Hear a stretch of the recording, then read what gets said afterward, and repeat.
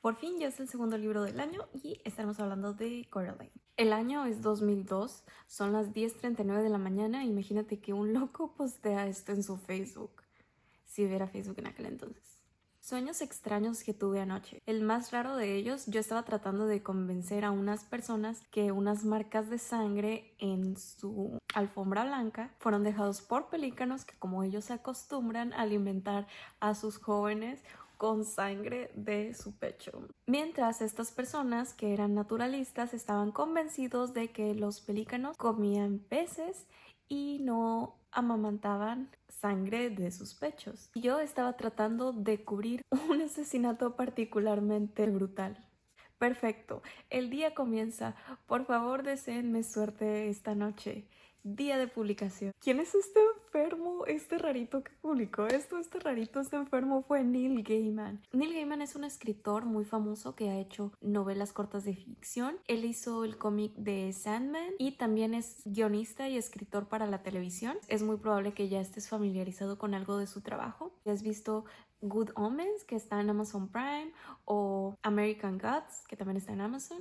Y lo más famoso, Coraline. Coraline de Neil Gaiman es una novela corta que cuenta la historia de una pequeña niña del mismo nombre que sufre negligencia parental y que abre una puerta hacia un universo paralelo donde sus padres, su otra madre y su otro padre son la familia perfecta. Todo siempre es diversión, excepto por una cosa, que tienen horrorosos ojos de botones. Es una novela con acento italiano porque en inglés distinguen novela de novel. Entonces, novela sería una novela corta. Está dedicado a un público juvenil, aunque muchas personas dirían que no infantil porque les parece demasiado terror para los niños. Personalmente no lo encontré así, pero es porque soy rara. Si es el tipo de niño que le gusta ver, a mí me gustaba ver la caricatura de Mona la vampira o cosas así, probablemente está bien para los niños. Y pertenece a un subgénero que se llama fantasía oscura. Esta novela se publicó en el año 2002 y ganó varios premios tras su publicación. De hecho, también fue incluida en el ranking de un periódico británico que se llama The Guardian, en donde nombran los 100 libros de cualquier género más importantes del siglo XXI. Es el número 81, está incluido ahí. Tiene una adaptación cinematográfica que creo que es con la que todos estamos más familiarizados con esta historia, la cual fue dirigida por Henry Selick. Él es el mismo director de la mejor película de stop motion, que es El extraño mundo de Jack. Así es, Tim Burton no dirigió El extraño mundo de Jack. La historia es de Tim Burton y participó también como productor, pero él no dirigió la película. Creo que Henry Selick tiene una sensibilidad artística incomparable para crear mundos de fantasía con solo plastilina y capturarlos en cámara, que es igual de importante. Datos generales sobre la novela. El narrador es un tipo de narrador omnisciente, que creo que es uno de los que estamos más acostumbrados. Es en tercera persona, no participa en la historia, no es un personaje, simplemente es como si fuera Dios narrándonos la historia. La historia comienza cuando ella se muda a una nueva casa. Es una casa antigua de 3 pisos que fue dividida en departamentos como para rentarse. En la parte superior vive un viejo loco que no sabemos su nombre hasta el final de la novela, y en la parte de abajo viven 2 ancianas retiradas del teatro, la señorita Spink y la señorita Forcible. La trama y el conflicto de esta historia me parece que ya lo mencionamos, que es que ella se topa con una puerta hacia un universo paralelo, y además de eso, cuando ella regresa a su casa descubre que sus padres ya no están, y como los ve en el espejo sabe que tiene que rescatarlos y se topa con, probablemente esto es un spoiler, pero hay algunas almas ahí perdidas de unos niños y busca también recuperarlos, por lo cual reta a su otra madre a un desafío para poder traer a todos de regreso. Lo primero que me di cuenta cuando empecé a leer esta novela es que no tiene una frase apantalladora con la que abre la novela, como la mayoría de los escritores hacen un gran esfuerzo de que la primera línea sea increíble y atrape al lector. Sin embargo, la forma de la escritura no tiene una sola línea que sea larga y aburrida. El narrador es muy directo, va al punto, y sea que rompa la oración con una coma, que ponga un punto o que la interrumpa con diálogo, que por cierto los diálogos también son muy cortos, como es típico en los cuentos infantiles. Por ejemplo, me llamo Coraline, no Caroline.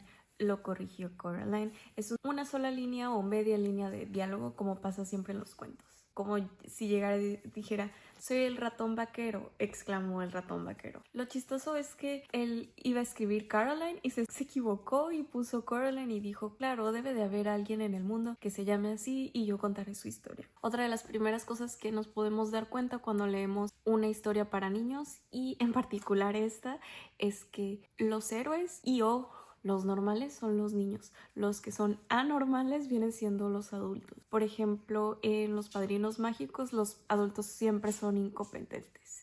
O si llegaste a ver la serie de Recreo en Disney, era una caricatura y estaban, no sé, digamos en el 5º grado, y los de 6º grado ya son como que los bullies y los malvados. Y los de kinder, por ejemplo, eran completamente incivilizados y salvajes y así. O si ves una comedia romántica de Adam Sandler, te darás cuenta que los inoportunos, los incómodos siempre son los niños los que lo echan a perder todo porque estás en una película de adultos. Entonces aquí se invierten los roles y los personajes adultos que nos encontramos son completamente ilógicos, raros y perdidos, como si ellos fueran los niños. Por ejemplo, las dos ancianas que viven abajo, que son retiradas del teatro, que jamás escuchan a Coraline y nomás están metidos en otra época. Y el viejo loco de arriba, que sin que nadie se lo pregunte, nos platica que está entrenando ratas para hacer un circo. Ratas que nunca vemos, que no sabemos si existen o no. Y también las descripciones físicas de ellos son ridículas y estrafalarias, como el señor me parecería como un vagabundo bigotón y las dos señoras son regordetas, se visten de manera particular por lo del teatro y muy ancianas.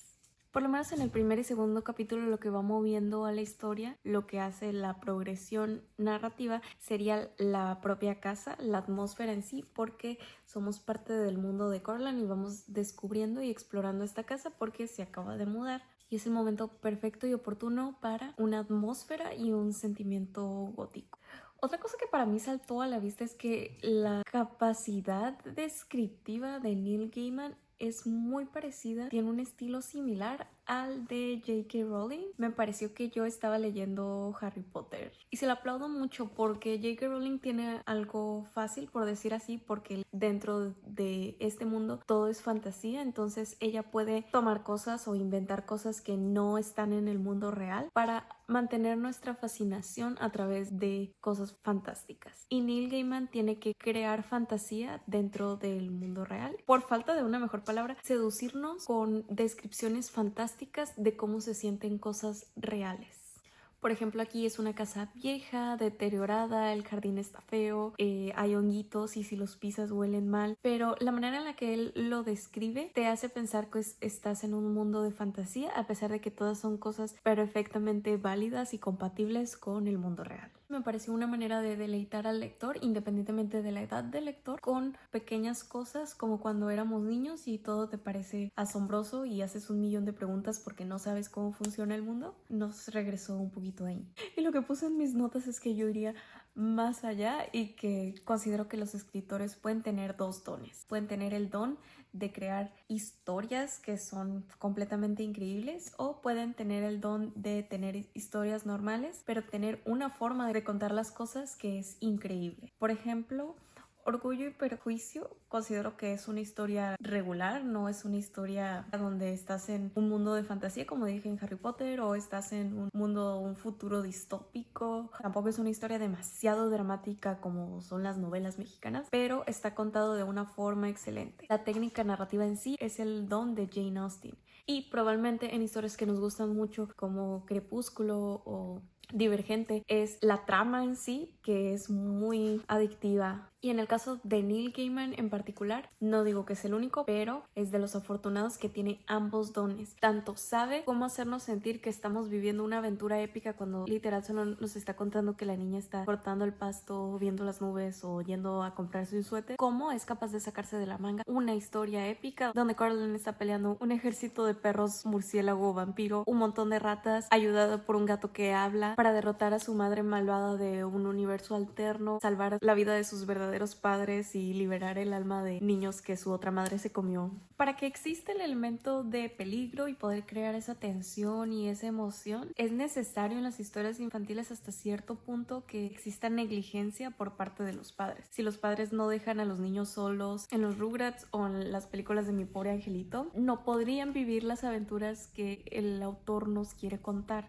Sin embargo, aquí el tema con Coraline es un poquito más delicado, porque los padres ambos trabajan desde casa, sin embargo están muy inmersos en su trabajo y Coraline está de vacaciones de verano, la están supervisando, pero en realidad no están pasando tiempo con ella. Tal vez como adulto lo puedes entender, pero si te pones en los zapatos de la niña, si ella se acerca, sus papás es como que, ay, ponte a contar todas las puertas y ventanas que hay. Dibuja algo. Coraline es una niña rara y muy solitaria. Si pudiera, se vestiría de manera rara. Tendría calcetines verde fosforescente y botas de lluvia con cara de rana. No es solo el hecho de que sus papás no pasen tiempo con ella, es que tampoco la entienden o no les interesa entenderla. Y hay una línea donde dice, Coraline se preguntó por qué había tan pocos adultos normales. Yo también me pregunto. Quizá la parte más aterradora cuando en el tercer capítulo ella atraviesa el pasillo hacia el otro mundo es que debería ser aterrador, debería ser muy intrigante estar en un universo alterno, debería sentirse mal. Pero es tan acogedor que es lo que lo hace más espeluznante, porque la comida sabe bien, la otra madre la quiere mucho, no puede esperar pasar tiempo con ella. De hecho, cuando la otra madre le dice, avísale a tu otro padre que ya está la comida, ella se acerca con miedo porque en el mundo real su papá siempre está ocupado y siempre es como que, oh, no lo puedo molestar porque está trabajando. Les voy a leer una línea para demostrar esto que les decía de que Neil Gaiman se fija en las excentricidades y vuelve fantasioso las cosas del mundo real. Dice, a la hora del té bajó a ver a las señoritas Spink y Forcible. Estas le ofrecieron 3 galletas integrales, un refresco de lima y un té flojo. El refresco era diferente. No sabía a lima, sino algo verde y chispeante con un toque químico. Si fuera una narración de realismo, nos hablaría del sabor de la lima. Pero ni verde, ni chispeante, ni químico son sabores. Es como cuando la gente dice, me gusta el Gatorade azul. ¿A qué sabe el azul? ¿A qué sabe el rojo? Con respecto al personaje principal, sé que hay muchas personas que les gusta leer sobre personajes fuertes o valientes, pero con respecto a Coraline, hasta aquí, ella es una niña muy pequeña. En la película se menciona que tiene 12 años, pero en el libro no se menciona la edad, sin embargo me parece que es un poco más pequeña. No es particularmente inteligente, a veces es un poco sarcástica, pero no es muy irreverente o muy valiente y la caracteriza su rebeldía contra el mundo tampoco, ni es una prodigio. Es una niña rara, incomprendida por los adultos en general y se ha vuelto un poco frío. Lo interesante es que a pesar de eso, su moral la mantiene en la obediencia y en la amabilidad. Me parece un personaje muy bien logrado en el sentido de que logró retratar la inocencia de esta niña. No sé si la intención del autor es que conectes con tu niño interior. Por ejemplo, aquí dice, Coraline intentó dibujar la niebla, pero tras 10 minutos de esfuerzo solo tenía la hoja en blanco y te muestra el dibujo. Se hace tierno. También después, como para variar, sus padres no estaban y se pone en la computadora de su papá a escribir una historia y también se las voy a dejar aquí porque me parece tierno lo absurdo y simplista de la historia y las faltas de ortografía. Les voy a leer una frase donde dice, sin contar a la araña, se encontraba completamente sola en el armario, oscuro como boca de lobo. Primero, las excentricidades y lo chistoso, porque dice, sin contar a la araña estaba completamente sola. Segundo, ¿por qué describió el armario oscuro como boca de lobo? Él nos dice cómo son las cosas a través de cómo se sienten, como el refresco que sabe a verde y sabe a chispeante y sabe a químicos. Hay un millón de cosas que puedes elegir para decir que algo es oscuro. Yo podría decir que adentro de mi caja de cereal que estoy viendo encima de mi refri está oscuro, o precisamente dentro del congelador está oscuro. O también mi tele que está ahorita apagado y la pared es blanca, entonces nada más es un cuadro oscuro. Pero observa cómo te hacen sentir diferente cada una de esas descripciones. Si te digo oscuro como dentro de mi caja de cereal, ya te hace sentir como chiquitito. Y si te digo oscuro como el interior de mi congelador, te hace sentir frío. Frío en el alma o como lo quieras ver, frío. Si te digo oscuro como mi televisión apagada, ahí ya probablemente te habla como de un portal, porque en cuanto prendes la televisión hay un mundo. En cualquiera de nuestras pantallitas, cuando tienes el teléfono bloqueado, lo desbloqueas y hay un mundo. Todas estas descripciones, si bien llegan a lo mismo y te harían entender lo mismo, que ella está en un lugar en el que no puede ver nada, también te está compartiendo un sentimiento porque te dijo que está oscuro como boca de lobo. ¿Y qué hay en la boca del lobo? pues es estar en el lugar del peligro, como que ya te tragó el villano. En este sentido, tanto está metafóricamente encerrada en la boca del lobo, también está literalmente encerrada en un armario y estaba confrontando a la otra madre y le habló de una manera tan desafiante que ella decidió encerrarla en el armario. Como que ella sabía que estaba jugando con fuego, ella sabía que estaba en el peligro y está en la boca del lobo porque está en un lugar aterrador que es el armario y está en un lugar aterrador que es un universo paralelo y está en una situación aterradora en las garras de la otra madre. Está en la oscuridad de la boca del lobo, por lo menos en 3 sentidos. Otro ejemplo que te puedo dar es que decía que la estaba tocando a la otra madre. Lo dice, sus manos se deslizaron como una araña asustada. Porque ella es la araña en esta historia, pero también la araña asustada. Como que sí es una descripción física de un movimiento que podrías ver de una araña, como es una descripción de cómo se está sintiendo la cosa. Y en contraste, las manos de los niños dice que le tocan la cara como el revoloteo de una mariposa. Fíjate la sensibilidad y el contraste y la manera en la que estas imágenes son descriptivas de algo literal y son también descriptivas de cómo se estaba sintiendo Coraline, cómo se estaba sintiendo físicamente la acción y cómo representan simbolismos de la otra madre es como una araña que la tiene en su red y se la quiere comer y los niños pues sí son como sus almas, ya como angelitos, como mariposas, seres más etéreos y más bellos. Eso sería otra, ¿no? Como la crueldad y la fealdad de una araña, la belleza de una mariposa. En comparación. Todo eso en comparación, no digo que las arañas son horripilantes en todos los contextos.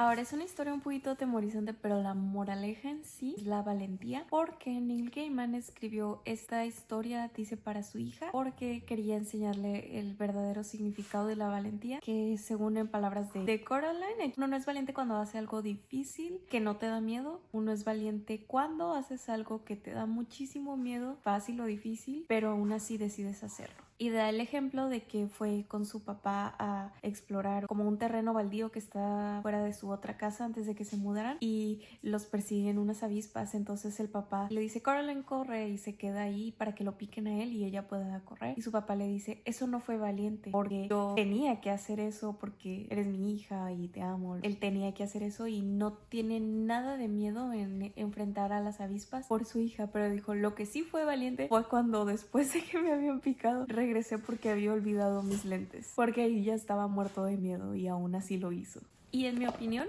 creo que lo logró muy bien porque Coraline era muy miedosa de las arañas o cosas de las que los niños normalmente tienen miedo. Ella no es un personaje que uno describiría comúnmente como valiente. Es tan miedosa como nosotros, pero se vuelve valiente porque la vida se lo exige para salvar a sus padres y porque tuvo un buen ejemplo. Y mi pregunta final es, ¿qué quería el autor que sintiera cuando leemos esto? En realidad lo escribió para su hija, no lo escribió para nosotros. Sin embargo, retomemos lo que les leí al principio de su blog que escribió sobre los pelícanos el día de la publicación. Es un niño igual de extraño y de incomprendido como la gente que es fan de sus historias. No sé si era su intención o no, pero te sientes comprendido al escuchar la historia de una niñita extraña y de mundos fantasiosos también muy particulares. Solo como aclaración, los pelícanos no amamantan sangre, pero rompen o aplastan los peces que ya han cazado y ponen como los pedazos en su pecho para poder alimentar a los más jóvenes.